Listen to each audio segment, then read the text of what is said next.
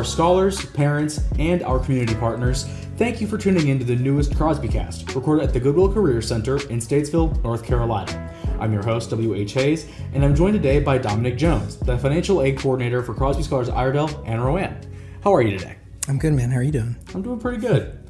So, for starters, for our audience, just kind of explain the role you play in both Iredell's Crosby Scholars and Rowan's Crosby Scholars. To be awarded the last dollar grant or to receive a Crosby Scholars scholarship, you have to apply. I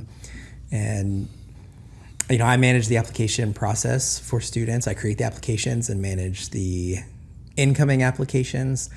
We don't score those in-house. If it's a scholarship application, we get community members to score those, and it remains impartial. But I manage sending out those to the people who are going to score them, and I create communications about scholarships and the last dollar grant, so that people can find the information and find the applications to apply. I help students with FAFSAs. I help people who want advice about understanding their financial aid offer letter and what the true cost of attending a certain school will be for a student and for a family. And before you got to Crosby, what was your story leading up to it like? Oh, how far back should I go? Wherever you think's the best start. I studied elementary education, and so I did teach.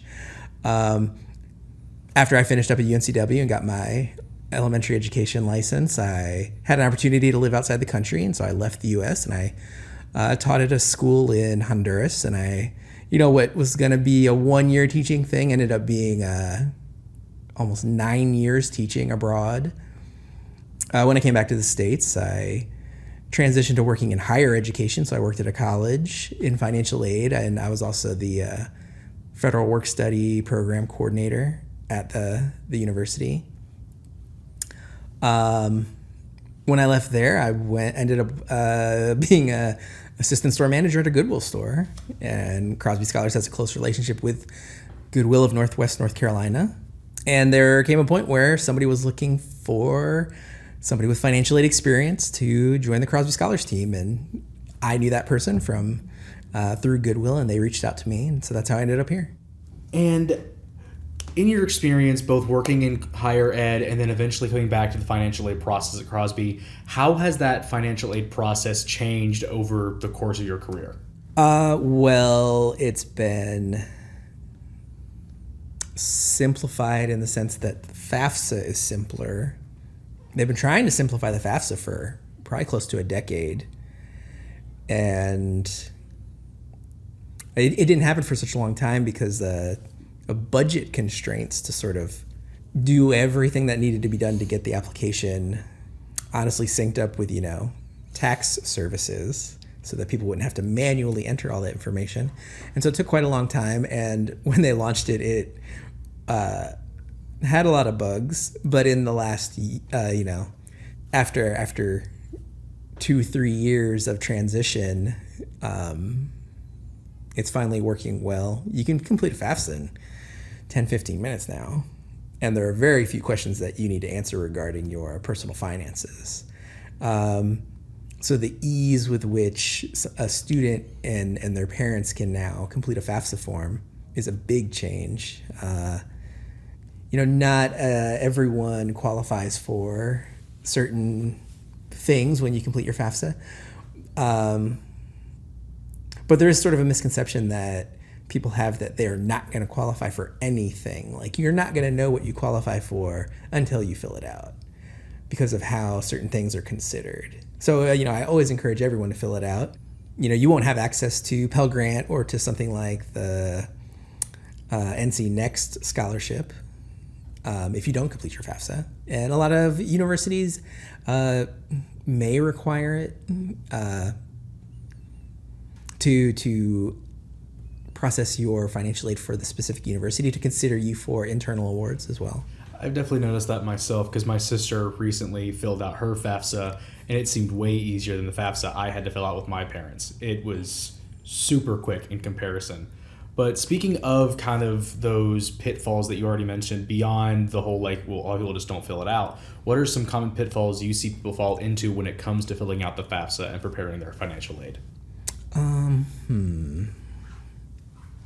Honestly, the way the FAFSA form is set up now, it's sort of hard to fall into any pitfalls.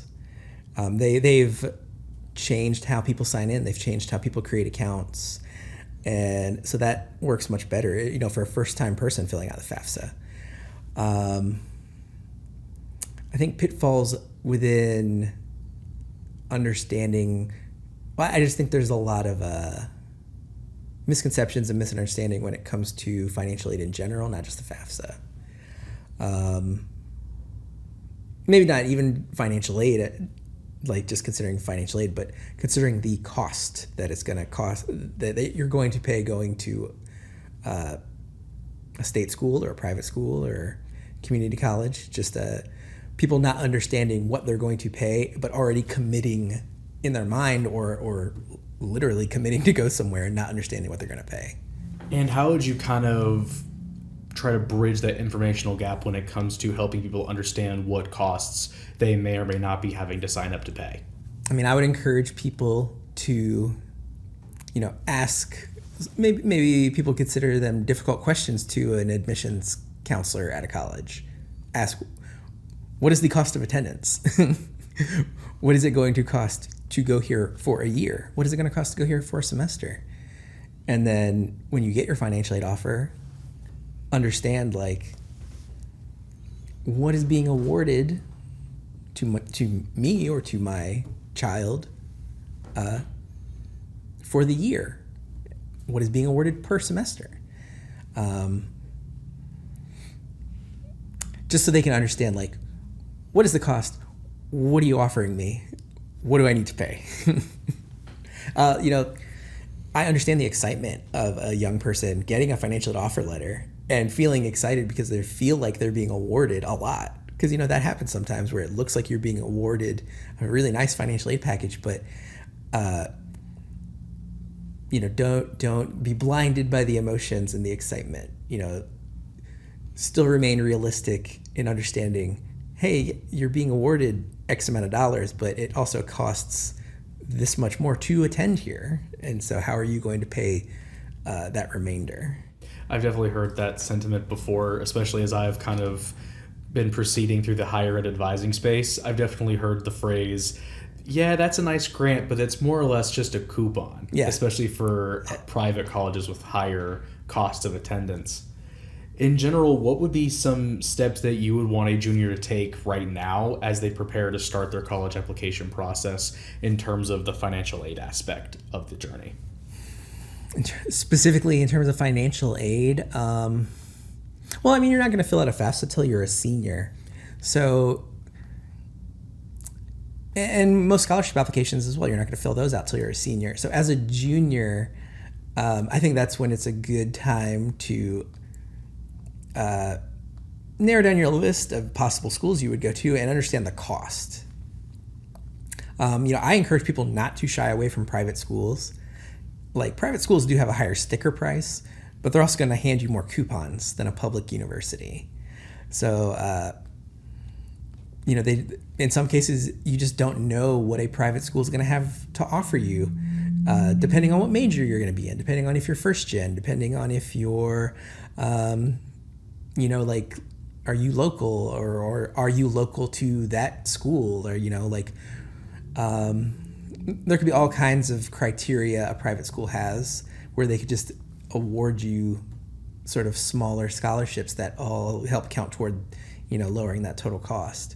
So as a junior, build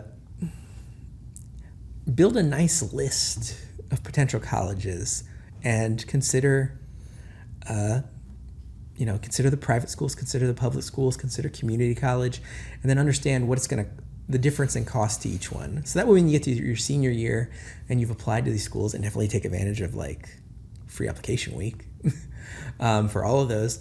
When you get to senior year, you're already going to have an idea of what it's going to cost for any of your choices. And then as you start to get your FAFSA information back and seeing what you're eligible for, and then, in the spring of your senior year, getting your financial aid offer letter, then you're going to have like a good amount of information to compare cost versus awards.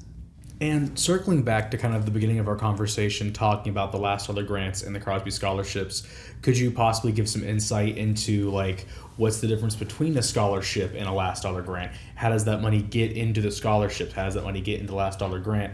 And what kind of timeline can a student expect when it comes to those things? So the Crosby Scholars scholarships, you apply for your senior year. The scholarships mostly open around September, October, and they'll close. The applications will close in end of February, toward the middle of March. So those are the Crosby Scholars scholarships. Some of those are funded by, Goodwill of Northwest North Carolina. Some of those are funded by people in the community, and you will find out if you've been selected as a recipient at the senior celebration. So those are the scholarships. When it comes to the last dollar grant, you don't apply for that until after the senior celebration. That's when the application typically opens. And you can actually apply for that up to 4 times. That is a renewable grant. So you can receive that your freshman, sophomore, junior, and senior year of college. There's actually a 6-year window you can receive it, because there may be a year you don't qualify, but you could still come back the next year and check if you qualify that year. So over 6 years, you can get it up to 4 times.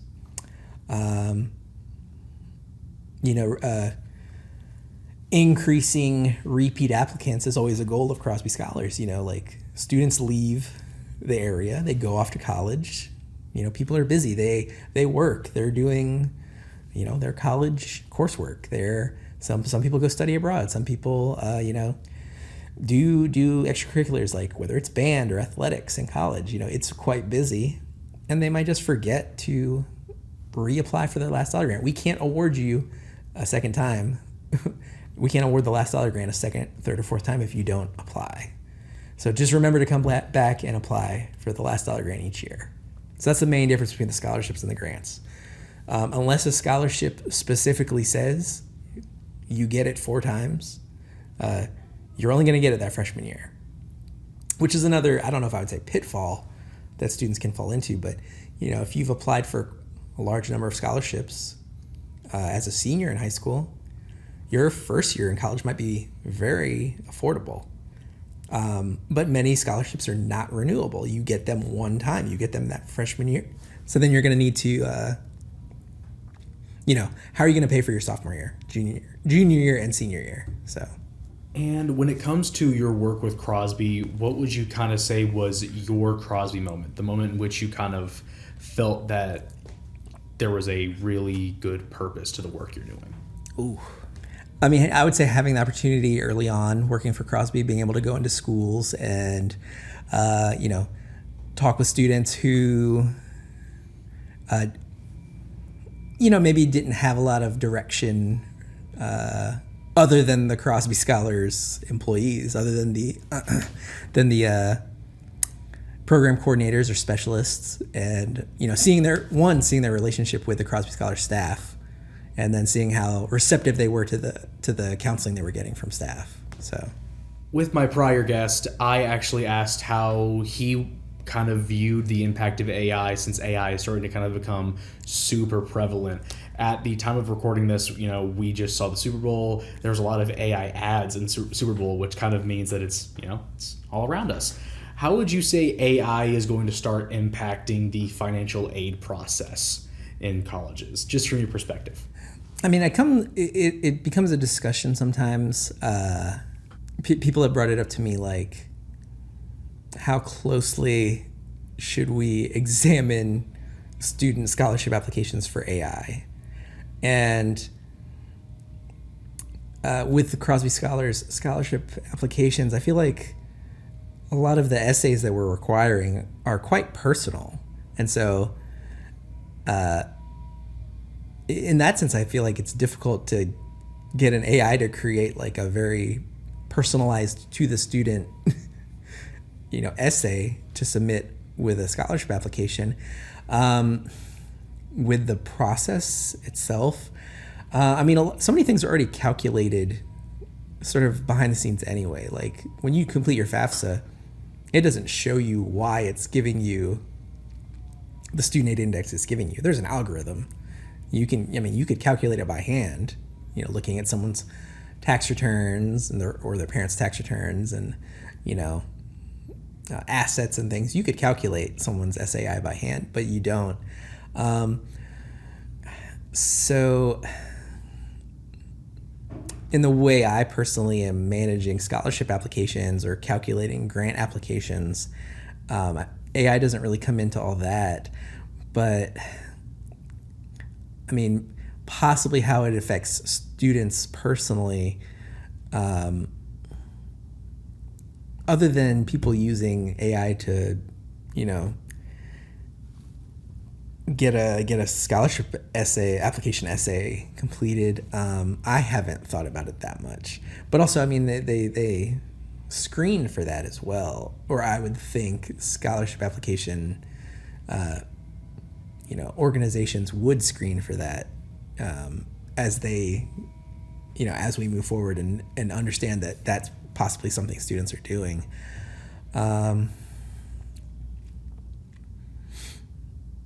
Unless a school were to use AI to,